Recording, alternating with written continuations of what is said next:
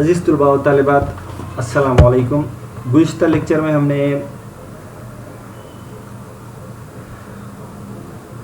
ڈرامے کے ارتقاء کے بارے میں کچھ باتوں کا اظہار کیا تھا، جس میں یہ بات ہمارے سامنے آئی تھی کہ جو واجد علی شاہ ہیں، نواب واجد علی شاہ، انہوں نے کس طرح سے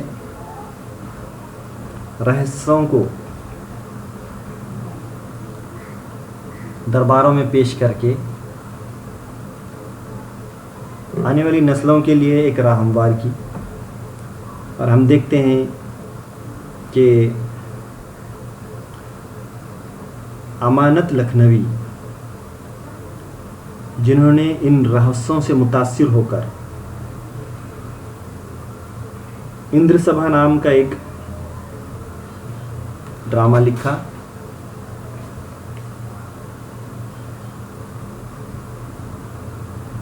اس کے بارے میں مختلف رائیں پیش کی گئی ہیں کہ اسے کہا گیا ہے کہ واجد علی شاہ کے کہنے پر ہی یہ لکھا گیا ہے، لیکن تازہ تحقیق کے مطابق یہ بات سامنے آتی ہے کہ ایسا کچھ بھی نہیں تھا. اب یہاں اختلاف رائے ہے،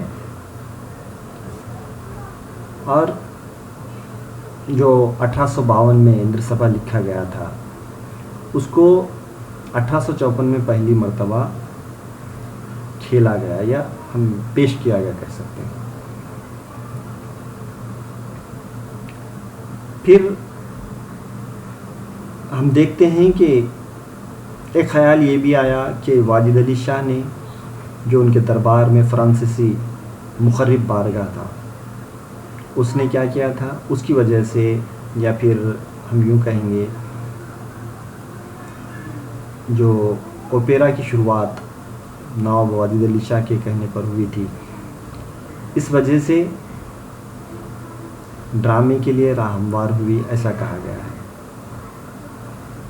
لیکن اس رائے پر بھی اختلافات دیکھنے کو ہم کو ملتے ہیں.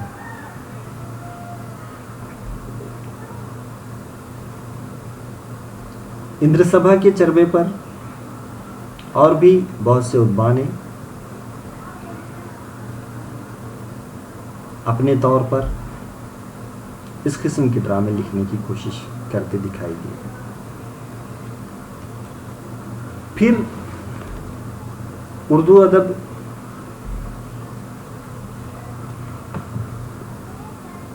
پھر ہوا یہ کہ جو لکھنؤ کی طیش پسند فطرت تھی، اس نے ایک تھیٹر کو جنم دیا.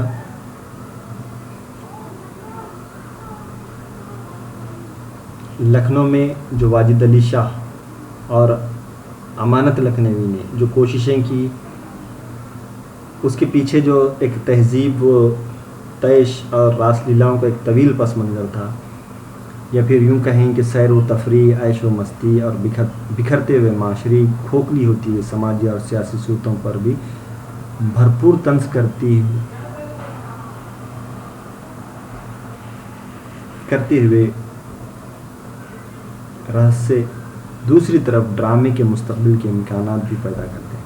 یعنی کہ یہ جو حالات تھے، ان حالات میں ہم دیکھتے ہیں کہ ایسا ڈرامے کے لیے بھی ایک مستقبل دکھائی دیا اسی دور میں. اسی حد میں بمبئی میں مغربی جو اثرات تھے، اس کے تحت پارسی تھیٹر نام سے ایک تھیٹر کھولا گیا،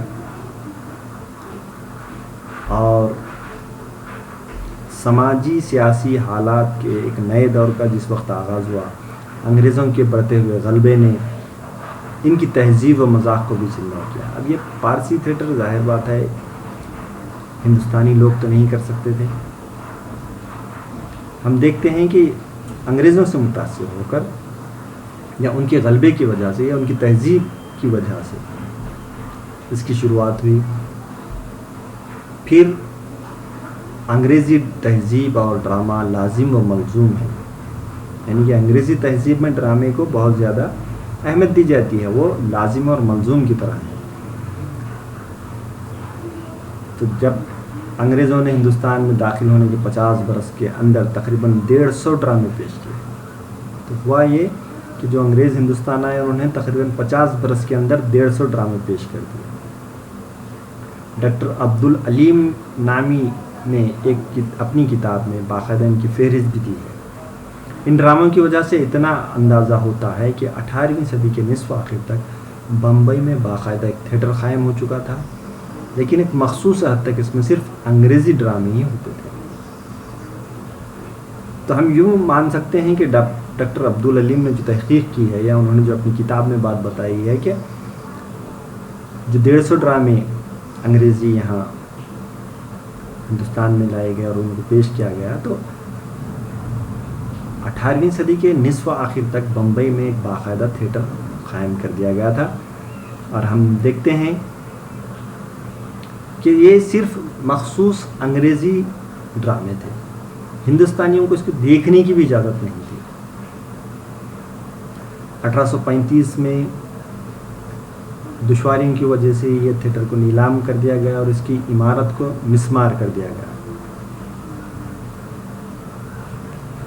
پھر اس کو دوبارہ بنوانے کی فکر ہوئی تو ایک مراٹھی شخص جگناتھ شنکر سیٹھ نے اس کی تعمیر کی پیشکش کی، جسے انگریزی حکومت نے بعض مصلحتوں سے منظور کر لیا. پھر پارسی تھیٹر کی دوبارہ جب تعمیر ہوئی تو اسے کس نے کیا؟ جگناتھ شنکر سیٹھ نے کیا. اور انگریزی حکومت کچھ مصلحتوں کے تحت اس کو منظور کر لیتی ہے.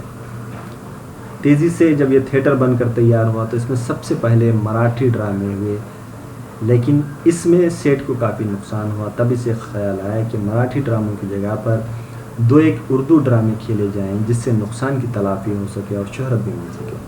تو ہوا یہ کہ سب سے پہلے پارسی تھیٹر دوبارہ سے بننے کے بعد جگناتھ شنکر سیٹھ نے مراٹھی ڈرامے اس میں چلائے.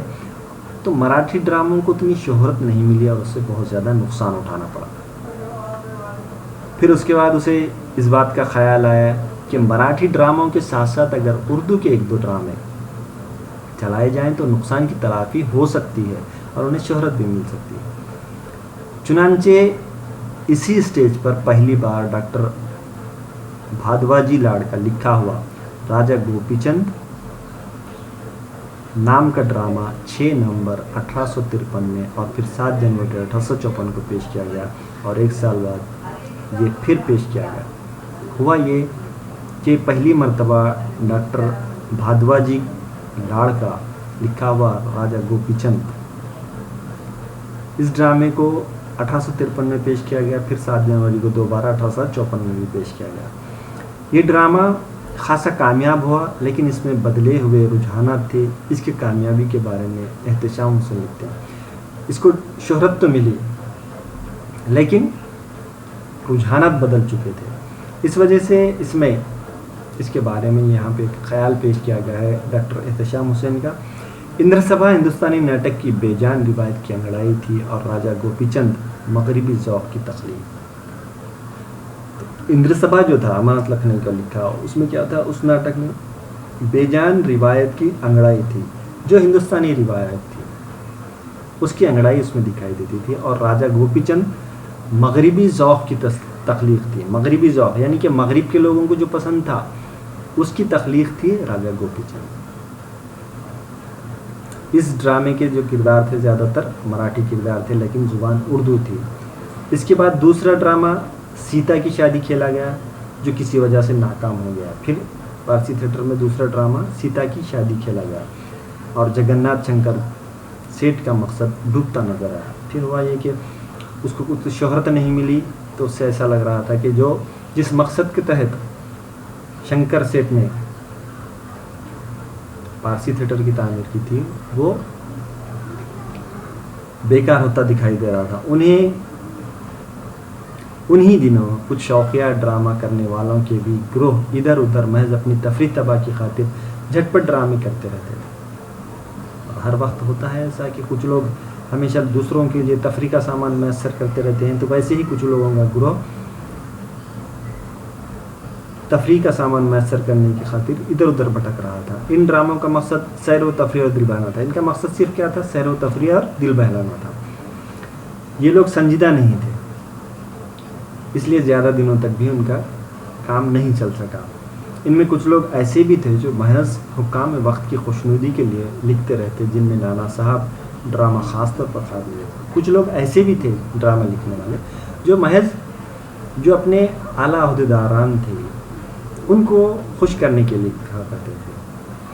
تو ہم دیکھتے ہیں کہ اس وجہ سے کیا ہوا، صرف خوشنودی حاصل کرنے کے لیے لوگ لکھنے لگے، جس میں نانا صاحب نام کا ایک ڈرامہ بہت زیادہ قابل ذکر جس کو کہا جاتا ہے۔ یہ وہ دور ہے جب انگریزی، مراٹھی اور گجراتی ڈرامے تیزی سے ابھر رہے تھے اور دوسرے کا چربا پیش کر رہے تھے۔ یہ اس دور کی بات ہے جس وقت انگریزی، مراٹھی اور گجراتی ڈرامے بہت تیزی سے ابھر رہے تھے۔ چنانچہ 1864 میں گجراتی زبان میں اندر سبھا پیش کی گئی اور اس کے بعد 1867 میں گجراتی ڈرامہ گلروز رینا کھیلا گیا، جو بعد میں اردو میں بھی پیش کیا گیا۔ پھر 1864 میں اندر سبھا ڈرامہ جو تھا گجراتی میں پیش کیا گیا، اور 1867 میں دوسرا گجراتی ڈرامہ گلروز رینا کھیلا گیا، اس کو بعد میں اردو میں بھی پیش کیا گیا۔ اسی طرح کئی ایک ڈرامے جو گجراتی، مراٹھی اور اردو میں کھیلے جاتے ہیں، ان کو پیش کرنے والوں اور لکھنے والوں کو یہ اندازہ ہو رہا تھا کہ یہ ڈرامے اردو میں زیادہ مقبول ہو رہے ہیں، چنانچہ زبان کی مقبولیت اور عام پسندیدگی ابھر کر سامنے آئی۔ جو لکھنے والے تھے ڈرامے، مراٹھی ہو، گجراتی ہو یا پھر انگریزی ہو، ان لوگوں کو اس بات کا احساس ہوا کہ اردو میں ڈراموں کو شہرت زیادہ مل رہی ہے، تو انہوں نے کیا کیا، پھر اردو کی طرف اپنی توجہ دی۔ نفع و نقصان بھی پیش نظر رہتا، جس کی وجہ سے مراٹھی اور پارسی قلمکار اور ہدایتکار اردو کی طرف متوجہ، چونکہ نفع اور فائدہ ان کو حاصل کرنا تھا، اس لیے مراٹھی اور پارسی کے جو قلمکار تھے وہ اردو کی طرف متوجہ ہونے شروع ہو گئے، اور بعض اردو ڈراموں کی ایجاد و چلن کا سہرا جگن ناتھ شنکر سیٹھ کے سر اسی وجہ سے باندھا جاتا ہے۔ پھر ہم دیکھتے ہیں کہ جو پارسی تھیٹر کے مالک تھے جگن ناتھ سیٹھ، انہوں نے جو اردو ڈرامے پیش کیے، اسی وجہ سے اردو ڈرامے کی ایجاد و چلن کا سہرا ان کے سر جاتا ہے، ایسا کہا جاتا ہے۔ مراٹھے مغربی ہندوستان سے تعلق رکھتے تھے، جو کبھی اردو کا صوبہ نہیں رہا۔ مراٹھے جو تھے وہ مغربی ہندوستان سے تعلق رکھتے تھے، جو ان کا کبھی صوبہ نہیں تھا، یہاں کہیں اردو بولی نہیں جاتی تھی۔ ان حقائق کی روشنی میں یہ کہنا شاید مناسب نہیں کہ اردو اسٹیج کے بانی مسلمان تھے۔ اردو اسٹیج کے بانی تو مسلمان ہی ہو سکتے ہیں، کیونکہ مراٹھوں کا تعلق اردو سے تھا ہی نہیں۔ یہ سچ ہے کہ اس میں سوائے راجا گوپی چند اور جلندھر کے کوئی اور ڈرامہ زیادہ کامیاب نہ ہو سکا، لیکن یہ ضرور ہے کہ اس کی کامیابی دیکھتے ہوئے متعدد ڈرامے کھیلے گئے، لیکن افسوس کہ ان میں سے آج بیشتر ڈرامے نایاب ہیں اور گمنامی کا حصہ بن چکے ہیں۔ اب یہاں یہ بات بتائی جا رہی کہ جو ڈرامے کھیلے جاتے تھے اس میں راجا گوپی چند اور جلندھر، یہ جو ڈرامے تھے تو وہ بہت زیادہ کامیاب نہیں ہو سکے۔ اب ہم دیکھتے ہیں کہ بہت سے ایسے ڈرامے جو اس وقت کھیلے گئے تھے وہ نایاب یا پھر ہم دیکھتے ہیں کہ گمنامی کا حصہ بھی بن چکے ہیں۔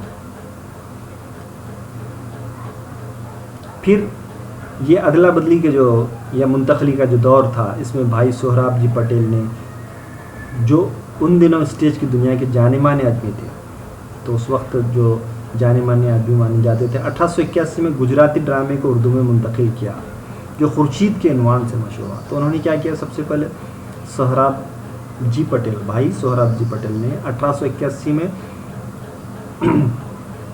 گجراتی ڈرامے کو اردو میں منتقل کیا، جس کا نام انہوں نے خورشید رکھا۔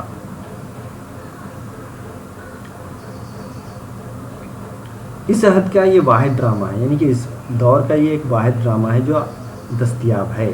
1973 میں ڈاکٹر مسیح الزمان نے مقدمے کے ساتھ اس کو شائع کرنے کا نیک کام کیا ہے۔ اس ڈرامے کے بارے میں عام خیال ہے کہ یہ پہلا ڈرامہ ہے جس میں اردو نثر کا باقاعدہ استعمال کیا گیا تھا۔ تو ہم یوں کہہ سکتے ہیں کہ خورشید ڈرامہ پہلا ایسا ہے جس میں اردو نثر کا باقاعدہ استعمال کیا گیا تھا، اور ساتھ ہی اس ڈرامے میں پہلی بار ساز و سامان، لباس، پردے وغیرہ کا بھی استعمال کیا گیا تھا۔ اب ہم دیکھتے ہیں کہ ان ڈراموں تک پہنچتے پہنچتے اردو میں ڈراموں کا چلن عام ہونے لگا اور کچھ مسلمان ڈرامہ نویس بھی نظر آنے لگے۔ تو ڈراموں کا چلن عام ہونے لگا اور پھر کچھ مسلمان ڈرامہ لکھنے والے بھی آ گیا ہے، جس میں محمود میاں رونق، حسینی ظریف، حافظ محمد عبداللہ، مرزا نذیر بیگ وغیرہ ہیں۔ یہ لوگ مختلف مقامات سے تعلق رکھتے ہیں۔ ان میں زیادہ تر ملازمت کی غرض سے یا ذاتی دلچسپی کے تحت مختلف ناٹک منڈلیوں سے وابستہ رہے اور تصنیف و تالیف کے سلسلہ انہوں نے قائم کیے ہوئے۔